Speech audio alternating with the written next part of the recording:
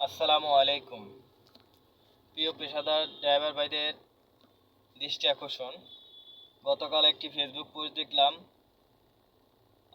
একটা সংগঠন তৈরি হয়েছে। আমি সেই সংগঠনকে বর্জন করলাম। একজন পেশাদার ড্রাইভার হিসেবে আমার অভিজ্ঞতায়, আমার নিজের জ্ঞানে বলি, আমি একজন অভিভাবক চাচ্ছি এবং প্রতি অভিভাবকের মাধ্যমে আমরা সব কিছু আবেদন করব। অবশ্যই আমরা সব কিছু তাদের মাধ্যমে পাবো। যেরকম গার্মেন্টস শ্রমিকরাও তাদের দাবি পেয়েছে মিলে। কোনো কিছু মানে অস্থিতিশীল করে কোনো কিছু লাভ নেই। সাধারণ সংসার ছিল তখন আমরা কেউ এরকম সংগঠন করতে পারি নাই, তাহলে হঠাৎ করে এখন কেন সংগঠন তৈরি হবে? দেশের পরিস্থিতি এখন খারাপ।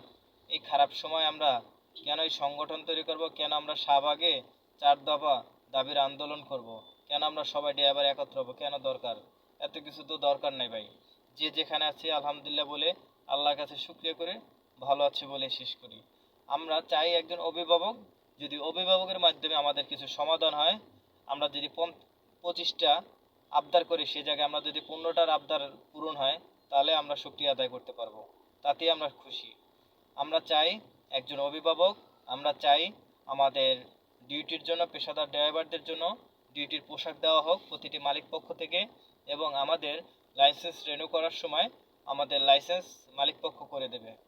আর রাস্তা যখন পার্কিং হবে তখন ট্রাফিকে যদি মামলা দেয়, সেটি টাকা মালিকরাই বহন করেন। তারপর অনেক ক্ষেত্রে দেখা গেছে অনেক মালিকরা করে না। সেই ক্ষেত্রে রাস্তায় পার্কিং করলে গাড়ির কাগজে গাড়ির মালিকের নাম দিয়ে, নাম্বার দিয়ে মামলা দেওয়া উচিত। আমি এইটাই মনে করি।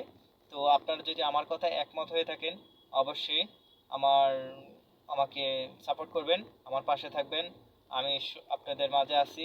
আমি একজন পেশাদার ড্রাইভার। আমার রক্তে মাংস একজন আমি মোটর মেকানিক। আমি আমি আমরা একত্রভাবে একটা সুন্দর পরিবেশ গঠন করার চেষ্টা করব। একসাথে সবাই থাকার চেষ্টা করব। একই পরিবার নিয়ে বসবাস করবে ইনশাল্লাহ। সবাই ভালো থাকবেন, সুস্থ সুস্থ থাকবেন। আসসালামু আলাইকুম ওয়া রাহমাতুল্লাহি ওয়া বারাকাতুহু।